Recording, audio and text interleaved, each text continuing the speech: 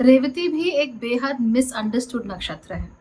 In fact अगर आपको रेवती के बारे में कोई व्यक्ति बहुत डिटेल में सब कुछ बता देना, तो सीधे जाके उसके चरण पकड़ लेना और उसे अपना गुरु मान लेना। हम लोग बहुत कोशिश करते हैं रेवती को समझने की, लेकिन अक्सर नक्षत्रों की सीरीज में हमेशा ही रेवती नक्षत्र के बारे में समझने समझाने लायक कुछ होता नहीं है। बस बेसिक बातें होती हैं कि ये सिंबल है, ऐसा है, वैसा है। तो जो असली गहराई है वो रेवती नक्षत्र में नहीं पता लगती। वजह ये भी है कि रेवती नक्षत्र आखिरी नक्षत्र है, मीन राशि का भी सबसे अंत का नक्षत्र है। तो ऐसे में उस तक पहुंचना इज नॉट ईजी। मैंने भी बहुत कोशिश की कि मैं लॉजिकली रेवती को समझने की कोशिश करूं, but it was not easy. तो फिर मैंने सोचा कि चलो इसको इंटुइटिवली समझने की कोशिश करते हैं कि रेवती क्या है। कुछ इंटरेस्टिंग इंसाइट्स जानने को मिले हैं, उन्हीं को आपके सामने प्रेजेंट कर रही हूँ। अदरवाइज रेवती को तो समझ ले, मैंने कहा ना, चरण पकड़ लो उसके, वही आपका गुरु है। तो चलिए आज बात कर लेते हैं उस नक्षत्र के बारे में जिसके बारे में बात सब करते हैं पर बताता कोई ढंग से नहीं है। नमस्ते, भाग्यश्री होलिस्टिक एस्ट्रोलॉजी में आप लोगों का एक बार फिर से स्वागत है। यहाँ पर हम बात करते हैं पॉजिटिव, इंस्पायरिंग और होलिस्टिक एस्ट्रोलॉजी की, यानी कि एक ऐसा ज्योतिष जो कि आपके पॉजिटिव पॉइंट्स को मैक्सिमाइज कर सकता है और आपके नेगेटिव पॉइंट्स को मिनिमाइज करने में आप लोगों की मदद भी कर सकता है। अगर आपको मेरा ये चैनल अच्छा लगता है, इसके वीडियोस आपको समझ में आते हैं, आपकी मदद करते हैं, तो चैनल को सब्सक्राइब करके इसके वीडियोस को दूसरों के साथ शेयर करना बिल्कुल भी मत भूलिएगा। आप लोग चाहें तो इस चैनल के मेंबर भी बन सकते हैं। ऐसा करके आप सारे वीडियोस दूसरों से पहले देख सकेंगे और ये करने के लिए आपको ज्वाइन बटन पर क्लिक करना है।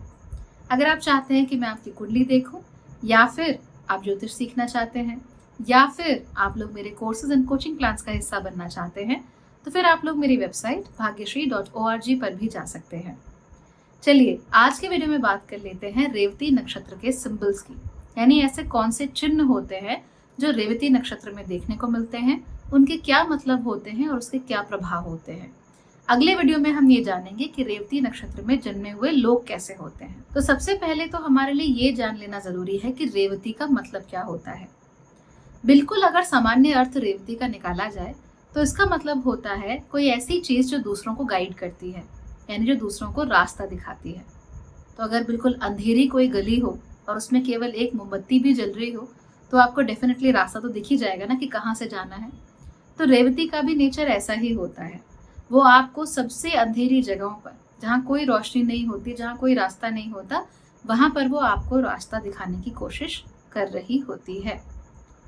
तो रेवती नक्षत्र में हम एक और चीज देखेंगे कि ये रास्ता दिखाने की जो बात है, ये नॉर्मल बात नहीं है, ये अबनॉर्मल बात है। ये इनफैक्ट ऐसी बात है जो कि आत्मा को परमात्मा से जोड़ देती है। चलिए अब नक्षत्रों की तरफ पीछे जाते हैं तो आपको ये चीजें और क्लियर हो जाएंगी। धनिष्ठा नक्षत्र में हमने देखा कि कैसे हम अपने जो रिदम है अपने आसपास की, उसके साथ कनेक्ट कर सकते हैं, उसको पहचान सकते हैं। शतभिषाक नक्षत्र में हमारा ईगो कंप्लीशन की ओर बढ़ रहा था, यानी हम होल हो रहे थे, राइट, कंप्लीट हो रहे थे। कंप्लीशन के बाद हमने सोचा कि चलो हमने भौतिक सुख सुविधाएं तो मिल गई, जो चाहते थे वो तो मिल गया, अब आगे क्या। अब आध्यात्मिक प्रगति करनी है, तो उस प्रगति के लिए पूर्व भद्रपद नक्षत्र हमारे सामने आए। प्रगति के लिए जब हमने काम किया, उसके बाद उस कुंडलिनी के जागरण के लिए, परमात्मा तक पहुंचाने का रास्ता खोलने के लिए एक और रास्ता, इनफैक्ट वहां पर हमने उत्तर भाद्रपद नक्षत्र को देखा। और जब व्यक्ति उस स्टेट को पा लेता है, एनलाइटनमेंट को पा लेता है, जब उसे बोध हो जाता है, उसके बाद क्या होता है, उसके बाद की बात बताता है हमें रेवती नक्षत्र। यानी कि हमने एक जीवन में या एक अपनी साइकिल में जो सीखना था वो सीखा, जो भोगना था वो भोगा, जो जाना था वो जाना, जो पहचाना था सो पहचाना। अब हमें उस ज्ञान की, उस बोध की प्राप्ति हो चुकी है। अब क्या करना है, What to do next? What is your next adventure? अपनी जिंदगी को कहाँ ले जाना चाहते हो, किस कर्म को भोगना चाहते हो, या क्या चीज है जो रह गई that you want to experience again? तो ये आपको खुद डिसाइड करना होता है। एक बार आपको ज्ञान हो जाता है तो आपको उस ज्ञान के साथ क्या करना है। तपस्या तो राक्षस भी करते थे, तपस्या देवता भी करते थे, ऋषि मुनि भी करते थे, लेकिन राक्षस की तपस्या में और ऋषि मुनि की तपस्या में फर्क जानते हो कहाँ था। दोनों की तपस्या तो एक ही जैसी थी, लेकिन फर्क ये था कि राक्षस उसको इस्तेमाल अलग तरीके से करते थे और ऋषि उसे इस्तेमाल अलग तरीके से करते थे।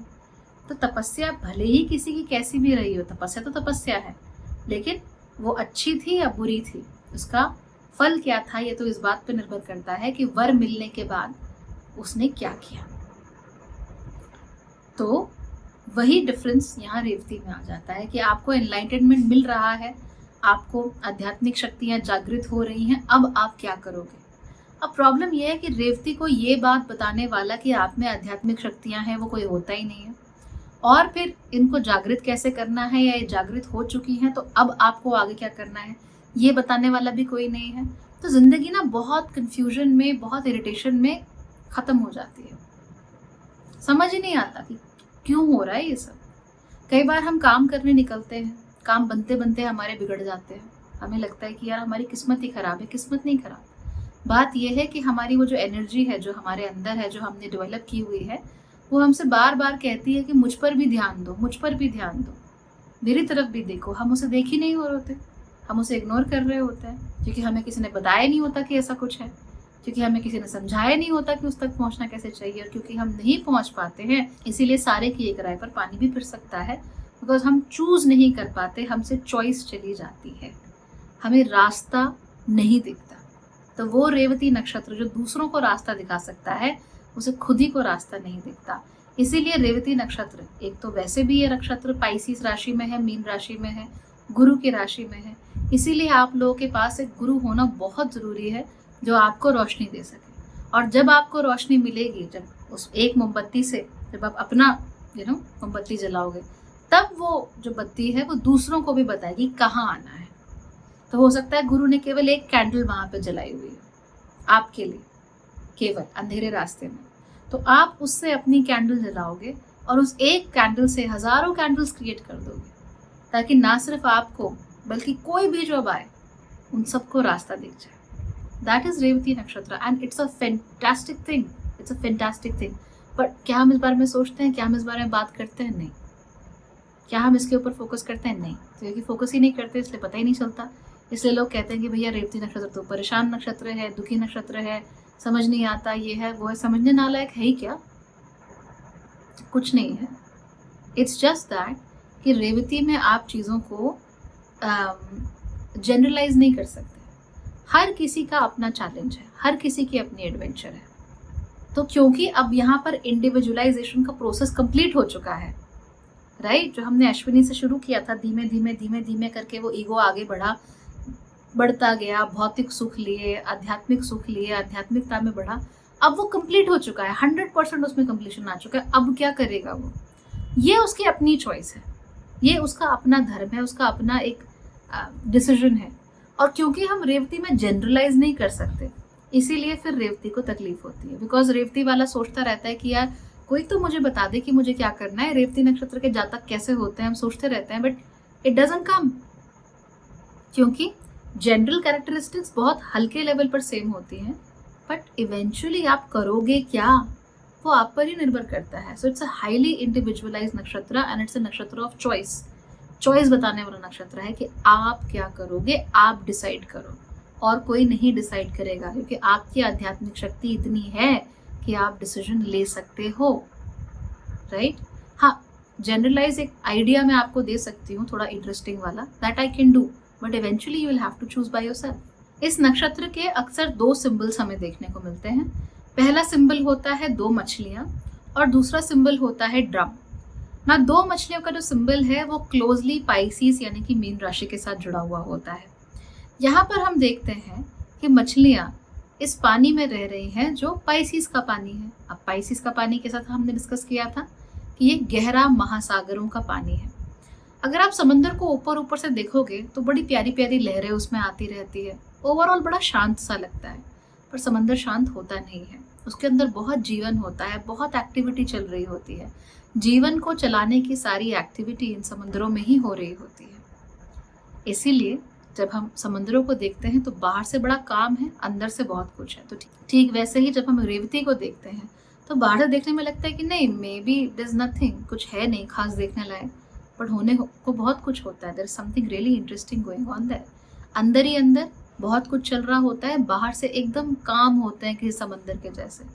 तो ये इनके अंदर बड़ी खास बात होती है। कई बार तो लोग कहते हैं कि रेवती वाले व्यक्ति से मिलके ना कुछ खास लगा नहीं, हमें तो नहीं लगा कि ये कुछ कर सकता है, बट असल में रेवती वाला मनुष्य बहुत कुछ कर रहा होता है। तो पोटेंशियल को ये दिखाता है कि there is extreme potential in this person, बहुत कुछ है जो हो सकता है, बहुत कुछ है जो किया जा सकता है, और वो काम ऐसे हो सकते हैं जो कि भौतिकता को आध्यात्मिकता के साथ जोड़कर किए जाते हों। यानी कि ऐसा काम जिसमें आपका भी अच्छा हो और दुनिया का भी अच्छा हो, जिसमें आपका पेट भी पल जाए और आपकी जो आध्यात्मिक कुंडलिनी है उसको भी पूरी तरीके से संतुष्ट किया जा सके। तो इसीलिए 2 मछलियाँ हैं, एक मछली नहीं है।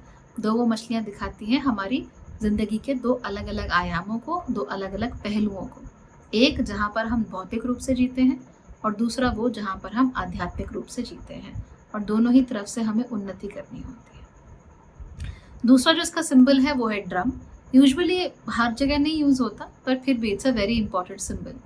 ड्रम का सिंबलिज्म आपने इससे पहले धनिष्ठा में भी देखा है, लेकिन धनिष्ठा के ड्रम में और रेवती के ड्रम में थोड़ा डिफरेंस होता है। आपने मार्च पास्ट तो किया होगा स्कूल में या देखा ही होगा। तो मार्च पास्ट के समय पे जो एक कांस्टेंट बीट चलती रहती है, जिस पर हम मार्च करते रहते हैं, हमारे पैर चलते रहते हैं, वो धनिष्ठा की बीट होती है। वो कांस्टेंट होती है, रिगरस होती है, राइट। उसमें कोई एंड नहीं होता, ना कोई शुरुआत होती है, ना ही उसका कोई अंत होता है।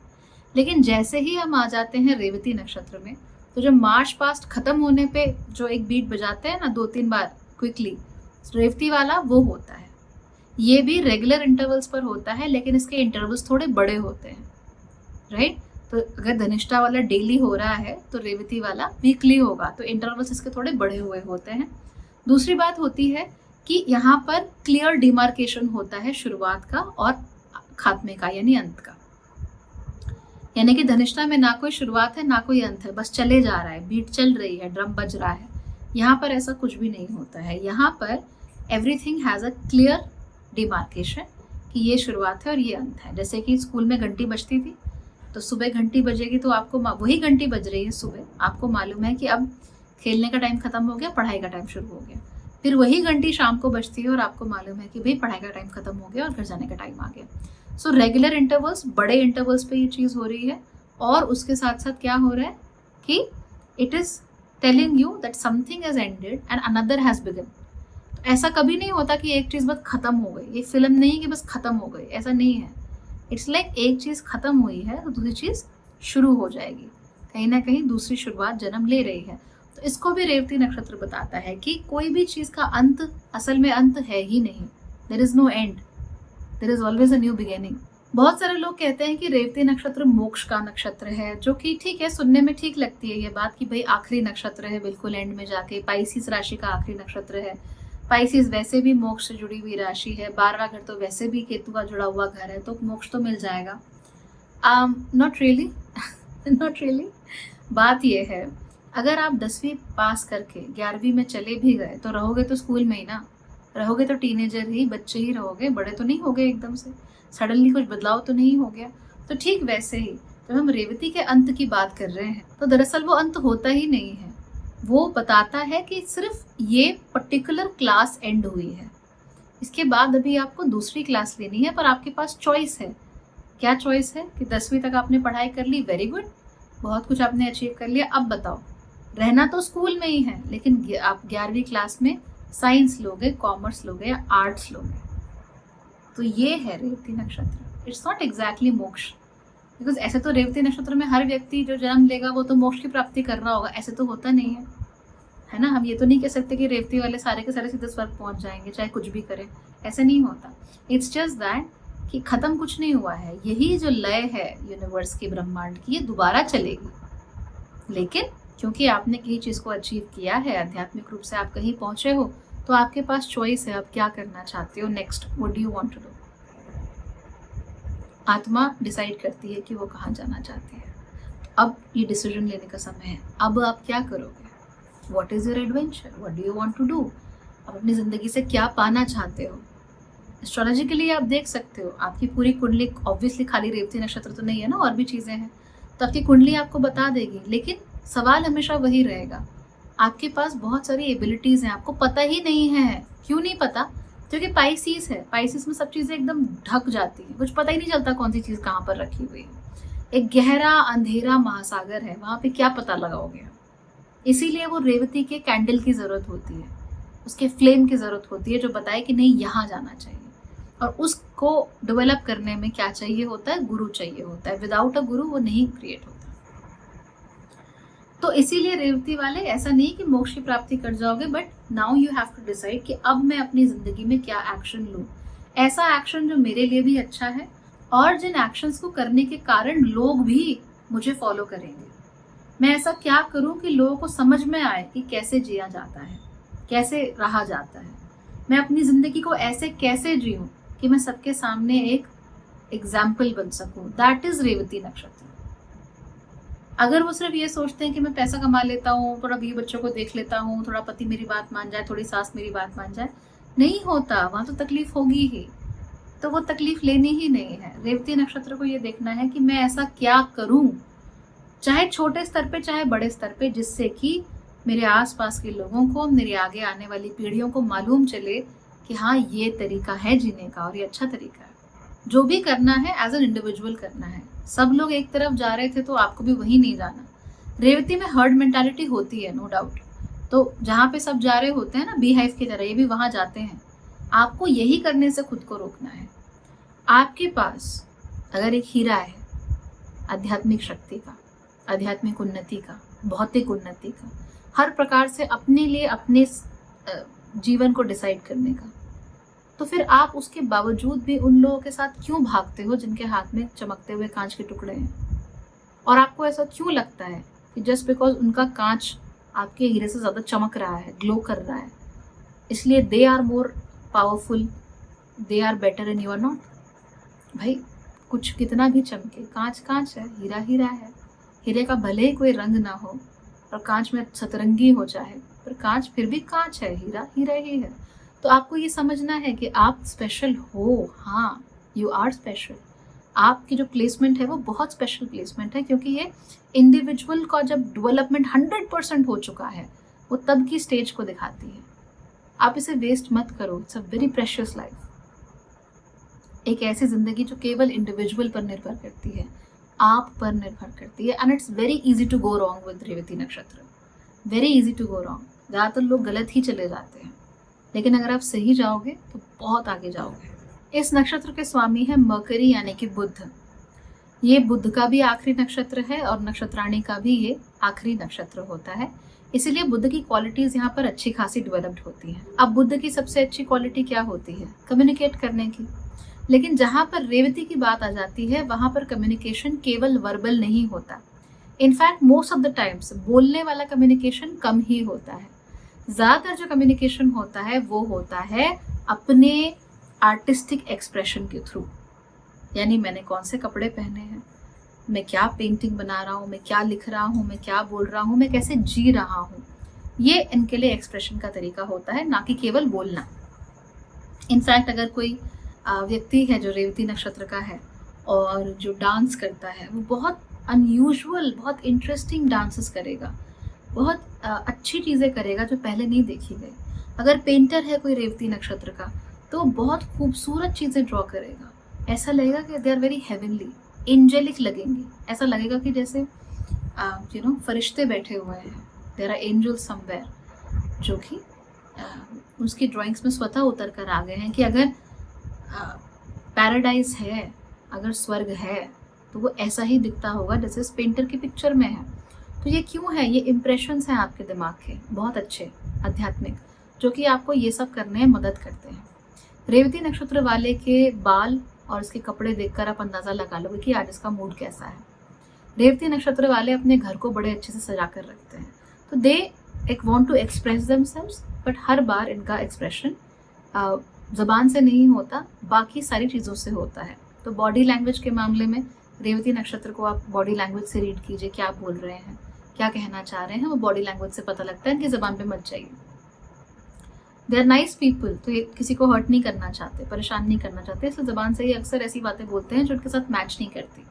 हालांकि बॉडी लैंग्वेज से आप जरूर समझ जाओगे that they are not happy with something, और इसको जज करना इतना मुश्किल नहीं होता रेवती के केस में, बिकॉज स्वभाव से ही कम्युनिकेशन छलक कर बाहर आ ही जाता है। तो आप बोले ना बोले, कुछ ना कुछ ऐसा जरूर होगा, आपके हाथ चलेंगे या आपने कपड़े ऐसे पहने होंगे कि पता लग जाएगा कि चीज़ें ठीक नहीं है। अब ये बात कभी मत भूलिएगा कि इवन दो ये बुध का नक्षत्र है, तो कम्युनिकेशन स्किल्स बहुत अच्छी हैं, लेकिन बुध अपने आप में पाइसिस राशि में डिबिलिटेटेड होते हैं।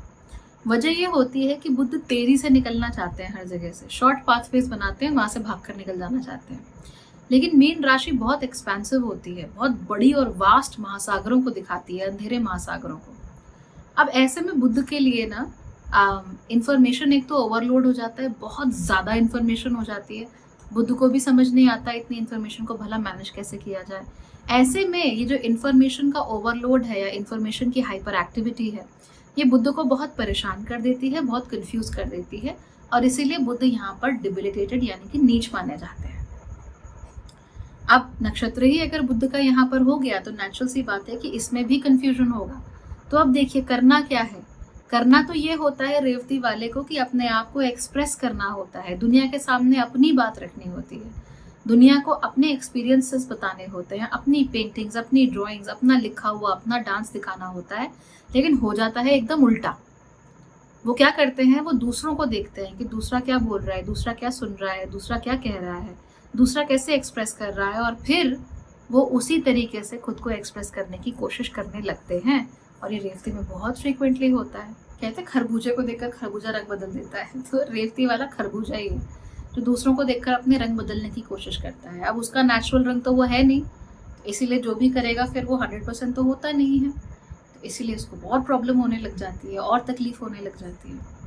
तो रेवती नक्षत्र वही है, इंफॉर्मेशन ओवरलोड। ये लोग बहुत जल्दी सोशल मीडिया से इन्फ्लुएंस हो सकते हैं, बहुत जल्दी अपने आसपास के लोगों से इन्फ्लुएंस हो सकते हैं, उनको देख करके अच्छा ऐसा चल रहा है, मतलब वो सही कर रहे होंगे, मैं गलत कर रहा हूँगा, या मुझ में ही कोई कमी होगी तो मैं अपने आप को ठीक कर लेता हूँ या ठीक कर लेती हूँ, जबकि ऐसा तो होना ही नहीं चाहिए। इसका एग्जैक्ट ऑपोजिट होना चाहिए। आपको बताना चाहिए कि क्या करना है। तो मैंने कहा ना कैंडल वाली बात, कैंडल तो आपको जलानी थी, एक रास्ते में हजारों कैंडल जलानी थी, ये था आपका काम। लेकिन होता क्या है उल्टा, कि अब हजारों रास्तों पे हजारों कैंडल्स हैं और आपको पता ही नहीं कि कहाँ जाना है। So that becomes very problematic. इसलिए अगर आप रेवती नक्षत्र में जन्मे हैं, प्लीज़ अपने को इन्फॉर्मेशन ओवरलोड से बचाइए। बहुत ज़्यादा कंटेंट मत कंज्यूम कीजिए, थोड़ा थाम के चलिए। बहुत सारी अलग अलग जगहों से अलग अलग तरह की चीज़ें, अलग अलग ज्ञान प्राप्त मत कीजिए।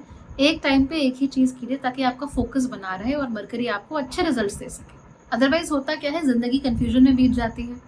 और क्योंकि रेवती हर्ड मेंटालिटी को लेकर बहुत प्रोन रहती है, बहुत जल्दी हर्ड मेंटालिटी आती है, तो फिर जैसे जैसे ट्रेंड बदलता है वैसे वैसे रेवती वाला भी बदलने लगता है, और बस जिंदगी ऐसे ही बीत जाती है ट्रेंड्स को फॉलो करते करते कि अच्छा अब ये होना था, चलो ये कर लिया, अब ये होना था, ये कर लिया, और by the time you realise आपकी आंखें खुलने से पहले ही आपकी जिंदगी ओवर। तो ये नहीं करना। इसमें जो देवता हैं नक्षत्र के, वो माने जाते हैं पूषाण।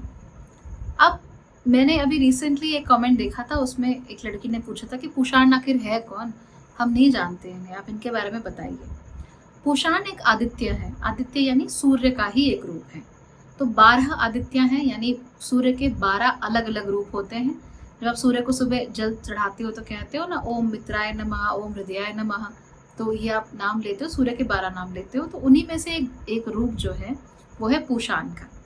और ये जो पूषाण है ये जुड़े हुए हैं रेवती नक्षत्र के साथ। ठीक, मैंने आपको एग्जाम्पल क्या दिया था कैंडल का, लाइट का। तो लाइट कहाँ से आती है, सूर्य से आती है ना। तो इसीलिए पूषाण यानी आदित्य, आदित्य यानी कि सूर्य, तो सूर्य के साथ ये नक्षत्र जुड़ा हुआ है। पूषाण को हम और भी तरीकों से देख सकते हैं, क्योंकि रेवती को भी पौषाण कहा जाता है बहुत सारे जगहों पर। तो पौषाण का मतलब ऑब्वियसली वो नक्षत्र जो पूषण के साथ या पुषाण के साथ जुड़ा हुआ है वो नक्षत्र, लेकिन उसके साथ साथ ही जो पशुओं के साथ जुड़ा हुआ है वो नक्षत्र भी फिर रेवती बन जाता है। तो हम एक तरीके से समझ सकते हैं कि ये पुषाण को भी दिखा रहा है या पूषण को भी दिखा रहा है, उसके साथ साथ ही पशुपतिनाथ को भी दिखा रहा है। तो उनके साथ भी बहुत गहरा कनेक्शन रेवती नक्षत्र का होता है, बिकॉज रेवती नक्षत्र एंड एनिमल्स, इनका आपस में बहुत अच्छा संबंध होता है। रेवती वाले यूजुअली एनिमल्स के साथ बहुत अच्छा एक कामराडरी फील करते हैं, उनको बहुत अच्छे से समझ जाते हैं, बच्चों को बहुत अच्छे से समझ जाते हैं। तो जो भी चीज़ें जो बोलती नहीं है, मुंह से कम्युनिकेशन कम करती हैं, नॉन वर्बल कम्युनिकेशन ज़्यादा करती हैं, वहाँ पर रेवती नक्षत्र हमेशा बहुत अच्छा कर लेता है, specially when done with animals. क्योंकि एनिमल्स के साथ इन्हें नेचर की जो फोर्सेस होती हैं वो महसूस होती हैं, and they feel really good in those forces. अब नेचर के साथ ही कनेक्शन की क्या वजह है, नेचर की क्यों फोर्सेस में इतना इंटरेस्ट है? बहुत सिंपल सी बात है, रेवती एक फ्री नक्षत्र है, इंडिपेंडेंट नक्षत्र है। मैंने कहा ना, यहाँ इंडिविजुअलाइजेशन अपने चरम पर है, तो इसीलिए यहाँ पर इंडिपेंडेंस बहुत है। मैं क्या करना चाहता हूँ, कैसे करना चाहता हूँ, मैं कैसे जीना चाहता हूँ, ये ज़्यादा है इम्पॉर्टेंट यहाँ पे। और जो नेचुरल फोर्सेस होती हैं, जैसे पौधे हैं, वो किसी परमिशन से तो बढ़ते नहीं हैं, उन्हें तो कोई टैक्स नहीं देना होता है ना, उन्हें तो कोई सिटीजनशिप नहीं मिलती, उनका तो कोई पासपोर्ट नहीं होता, कोई वोटर कार्ड, आधार कार्ड उनका होता नहीं है। वो जैसे चाहते हैं वैसे बढ़ते हैं, जहाँ चाहते हैं वैसे बढ़ते हैं, जहाँ पर उनकी इच्छा हो, जहाँ पर उनका बीज पहुँच जाए वहाँ पर वो अपने आप को सेटल कर लेते हैं। तो यही बात रेवती को बहुत अच्छी लगती है। अब एनिमल्स में भी यही है, इनकी साइकिल्स चल रही हैं, वो उन साइकिल्स से जुड़े हुए हैं, लेकिन वो फ्री हैं। वो किसी रैट रेस का हिस्सा नहीं है कि अगले साल मुझे प्रमोशन चाहिए, 30% इंक्रीमेंट चाहिए, ये वो नहीं। तो नेचर की शक्ति अपने सबसे प्राइमल लेकिन कंट्रोल्ड फॉर्म में एनिमल्स के थ्रू हमें देखने को मिलती है कि प्राइमल एनर्जी है, रॉ एनर्जी है, पर कंट्रोल्ड एनर्जी है, एक वेसल के अंदर कंट्रोल्ड है। तो रेवती को ये बहुत अच्छा लगता है। रेवती का नाम आपने पहले भी सुना होगा। रेवती दरअसल बलराम की पत्नी है। तो जो बलराम जी हैं, उनका रेवती से विवाह, ये भी अपने आप में एक बहुत लंबी स्टोरी है। दरअसल रेवत नाम के एक राजा हुआ करते थे, तो उनकी पुत्री या उनकी पोती, फॉरगॉट, तो उसका नाम था रेवती। बहुत खूबसूरत थी, बहुत गुणवती थी। रेवत उनके लिए एक अच्छा लड़का नहीं ढूंढ पा रहे थे, तो जो भी वो देखते थे उन्हें लगता था कि नहीं, ये तो रेवती के लायक नहीं है। She was so beautiful, and nature कितनी ब्यूटिफुल, कितनी पावरफुल है ना। तो उन्होंने कहा कि मैं ब्रह्मलोक चला जाता हूँ। तो ब्रह्मलोक गए, वहाँ पर गायन का कार्यक्रम चल रहा था। उन्होंने कहा चलो मैं रुक जाता हूँ, ब्रह्मा जी से तब बात करता हूँ। लेकिन जितनी देर में, थोड़ी सी देर में, वहाँ जो गायन का कार्यक्रम था वो चल रहा था, उतनी देर में कई हजार वर्ष बीत गए पृथ्वी पर। जैसे ही वो ब्रह्मलोक में गए, उन्होंने ब्रह्मा जी से कहा कि भाई ये रेवती है, इसके लिए मुझे एक अच्छा लड़का चाहिए, आप बताइए किससे शादी हो सकती है इसकी, मैं कहाँ जाकर इसकी शादी करूँ। तो ब्रह्मा जी उन्हें बताते हैं कि अरे तुम तो यहाँ आ गए, पर नीचे तो बहुत कई हजार साल बीत गए, अब तो तुम्हारे वंश का भी नामो निशान वहाँ पर बचा नहीं है। ऐसे में रेवत बड़े परेशान हो जाते हैं, कहते हैं भाई अब क्या करें, और मेरी बेटी भी है यहाँ पर, उसका क्या होगा। तो उन्होंने कहा कि तुम फिक्र मत करो, जल्दी ही द्वापर युग में, द्वापर के अंत में श्री कृष्ण, नारायण स्वयं श्री कृष्ण बनकर अवतार लेने वाले हैं, और उनके बड़े भाई के स्वरूप में स्वयं शेष अवतार लेने वाले हैं। तो वो भी नारायण का ही एक रूप है, वही रेवती के लिए एक सही वर साबित होंगे। तो उसके बाद वो जाकर मिलते हैं रेवत बलराम जी से और कृष्ण जी से, और उसके बाद बलराम जी का विवाह रेवती के साथ कर देते हैं। हालांकि बलराम जी विवाह करने से पहले रेवती के कंधे पर हल रखते हैं अपना, और उससे उनका जो हाइट है वो थोड़ी कम हो जाती है। क्यों हो जाती है? बिकॉज रेवती ऐसे समय को बिलोंग करती थी जहाँ लोग बहुत ऊंचे ऊंचे बड़े बड़े होते थे, है ना, उनकी हाइट बहुत बड़ी बड़ी होती थी। और जब तक श्री कृष्ण जी और श्री बलराम जी का समय आया, तब तक लोग की हाइट थोड़ी कम हो गई थी, इसलिए उन्होंने उनके कंधे पर हल रखा और उनकी जो बहुत ऊंची हाइट थी उसको थोड़ा कम किया, अपने बराबर किया। तो उसके बाद उन्होंने पत्नी रूप में उनको ग्रहण कर लिया। तो ये जो रेवती हैं, ये भी एक डायरेक्ट डिसेंडेंट है सूर्य की, यानी सूर्य का जो वंश है, उसी वंश में रेवती का भी जन्म हुआ है। इसीलिए जब हम रेवती की बात कर रहे हैं तो हम सूर्य की बात कर रहे हैं, और जब सूर्य की बात कर रहे हैं तो हम रेवती की ही बात कर रहे हैं। और जैसे सूर्य चमकता है और रोशनी देता है और आपको बताता है कि अब क्या करना है, रास्ता तो सूर्य के उगने से ही दिखता है ना, वैसे ही रेवती नक्षत्र भी क्या है, रास्ता दिखाने वाला नक्षत्र, आंखें खोलने वाला नक्षत्र। और सूर्य एक महान इंडिविजुअल ग्रह है। सूर्य के अंदर इंडिविजुअलिटी बहुत ज़्यादा होती है। मैं कैसे करना चाहता हूँ, मैं क्या काम करूँ, ये बहुत होता है सूर्य के अंदर। तो इसीलिए रेवती को भी यही अपना एक ईगो डेवलप करना पड़ता है। तो ईगो ये कहता है, जो फ्री होता है, स्वच्छंद होता है, लेकिन जिम्मेदारी से फिर भी बंधा हुआ होता है, और अपनी जिम्मेदारी वो आप चुनता है। तो स्वच्छंद होकर वो कहता है कि मैं ये करूँगा, और फिर सूर्य की तरह रोज समय से उगता है। ठीक वैसे ही रेवती वाले को भी यही करना है, स्वच्छंद होकर निर्णय लेना है कि मैं ये करना चाहता हूँ, और फिर जो वो करे पूरी जिम्मेदारी के साथ करे, तभी रेवती नक्षत्र फलता है।